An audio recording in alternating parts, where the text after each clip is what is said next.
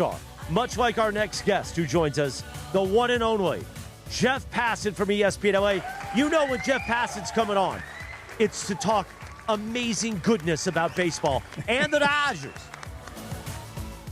I like how you credentialized him into ESPN LA. I mean, that's awesome. Yeah, I mean, he's also he's also bilingual. He speaks Espanol, much better than you, Cappy. But we can get to that another Buenos time. días. Hey, en yes, baseball buenos días, necesitan Jeff Passan. baseball. Sí. ¿Cómo estás? Muy bien, ¿y tú? Oh, muy bien, gracias. Hey, so we got a lot of things we want to discuss, including this story you've got up on ESPN.com right now. But before we get into the macro, we want to talk micro just for a little bit. When I watched yesterday's game, and this will eventually lead into our macro conversation at some point, but man, it feels like even if you're Zach Gallen, right, and you're looking good through 3+ innings or whatever, and you've got the Dodgers off balance. They just have so many great players, right, that they come at you in waves that you can't survive for long enough. It feels like if you're the opposing pitcher against this lineup, you're just trying to tread water and get through it because eventually the floodgates open and that's it. You're going to drown. But how do you view this newer look lineup of the Dodgers? I mean, is it newer look? They have Kyle Tucker in there, but aside from that, this is essentially the same team that they're running back from last year. More or less the same team they're running back from 2 years ago, and both of those teams won the World Series. So that tells you just how difficult an ask this is for any pitcher facing them. I mean, the Dodgers, it didn't even feel like yesterday they were all that explosive. They got a couple of home runs, one from Will Smith, and then Andy Pages, who, if he turns into what Dave Roberts thinks he's going to, that was his pick to click at the end of spring training, Andy Pages. And if he can be a 30+ homer plus defensive center fielder, and you add that on top of the best player in the world at the top of your lineup, your $60 million a year free agent hitting second, your future Hall of Famers in the 3-hole and 4-hole, and Mookie Betts and Freddie Freeman, Will Smith, who's arguably the best catcher in the American League in the 5-hole, and then the rest of the team where Dave Roberts has the leisure of rotating in and out guys who have great platoon splits. I mean, it's absurd. It's an absurd array of talent, and there's a reason that the Dodgers are favorites to the extent that they are, overwhelmingly so, in a sport that typically does not have a team with a 30+% chance of winning the World Series going into a season. Yeah, but Jeff, you talk about like how absurd the lineup is. When you think about the pitching side, how absurd it might ultimately be, because Sasaki has been off to a kind of a rough spring for him, and it was a rough first year for him. And you've got a guy now like Blake Snell who hasn't started the season with the team. You've got a bunch of guys in the bullpen that are not really back quite yet. And then all of a sudden you find this gem in a guy like Will Klein, who becomes a World Series hero last year and gets that kind of applause when he shows up out of the bullpen yesterday. So for all of the greatness of the lineup, think about what this pitching staff might be, and they're not even close to full strength right now, right? I think the thing that might epitomize the Dodgers more than anything is a guy like River Ryan, who in any other organization would be in the starting rotation, would be a central and fundamental piece. And with the Dodgers, it's like, we got River Ryan there if we need it. That's what they've done. That's how they've leveraged this money that they have, which is an enormous advantage.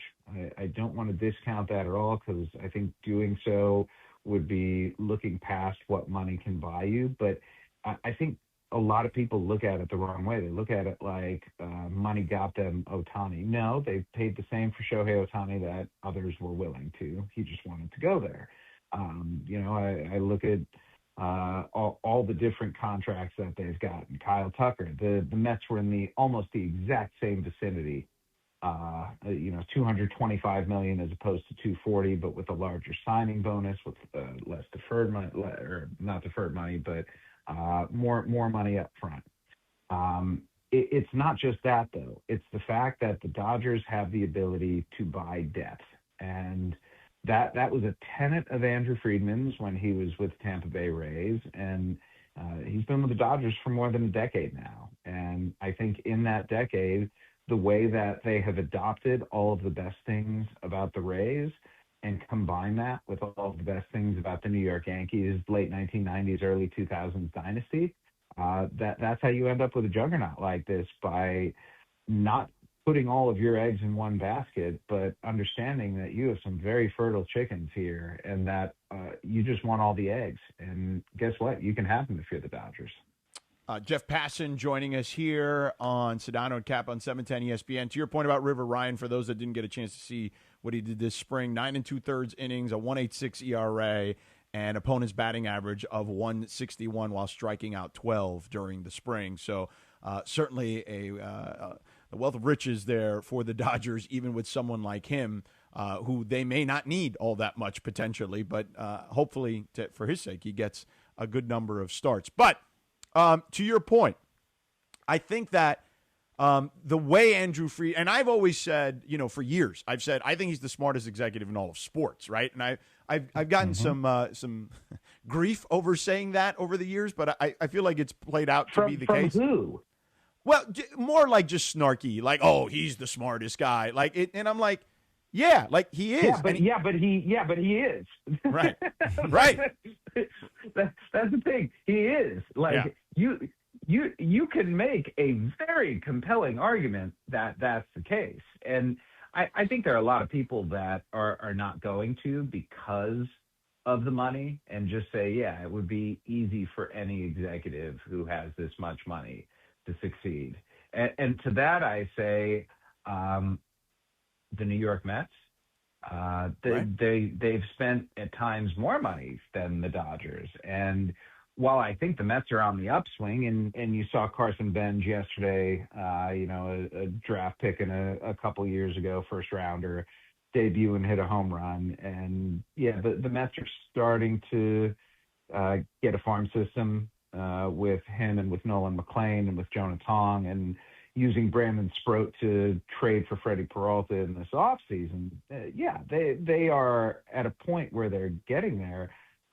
The Dodgers have been there for half a decade now, and they have been able to sustain it. And that's the most impressive part of all. Like they are drafting at the bottom of the first round, if not, even further back because of penalties incurred through CBT violations, and they're still managing to crush it. And that's a hard thing to do, man. It's a hard thing to sustain that level over the course of time that Andrew Friedman has. But, Jeff, you talk about in your piece on ESPN.com about how it almost seems as if the Dodgers' success, and if they were to go on to win a third World Series in a row, that this could be really the downfall of baseball, which, as you point out, and I think you're exactly right, I mean, there is a whole renaissance going on with this game, whether it's TV ratings, the fame of the players, the World Baseball Classic's impact. Baseball is better and more popular than it has been in 25 or 30 years. And yet the way you pointed out is that, and maybe you could walk us through this, that the Dodgers' success could be a bigger problem for baseball. I mean, I hope not, but you've got a litany of owners at this point who are belly aching that they can't compete with the Dodgers. And I get it. When you have an organization that functions as well as they do, plus has the resources that they do on top of that to ensure that functionality continues, it's tough to compete with. It is. And the gap in payrolls, it's impossible to deny that is large and problematic. When you've got the Cleveland Guardians spending $70-something million this year on their players, and you've got the Los Angeles Dodgers with penalties spending upward of $550 million, like that doesn't scream fair. That doesn't say, well, everything's hunky-dory here. And it's not just the Guardians. It's pretty much every mid-market team out there that, as good as baseball business is going these days, These are very cash-intensive businesses, and the Dodgers cash through Guggenheim Partners and through the munificence of Mark Walter and the ownership group there has leveraged that cash into bringing guys on board, whether it's via signing bonuses or whether it's having that money available to put away in escrow for deferred salaries. The Dodgers have done an excellent job of looking at the system as it currently exists and leveraging it to the best of their abilities. And other organizations simply are not able or willing to do anything close to the same that the Dodgers are doing right now. And the question ultimately, when it comes to baseball sustainability long term and the collective bargaining agreement that's expiring December 1st is, where do you find that balance between willing and able? Yeah. Where can you incentivize those smaller market teams to go out and spend and try to be more like the Dodgers while not allowing the Dodgers to have these advantages that they do because their cash flow is as strong as it is? Yeah, and here's a quote today in the LA Times from Mark Walter, the owner of the Dodgers. He said, quote, "Here's what the problem is. Money helps us win. We can't win all the time. We've got to have some parity, so we've got to come up with something that will give us some parity." So, Jeff, it sounds like Mark is very conscious and well aware of what people think about the Dodgers and how it does impact.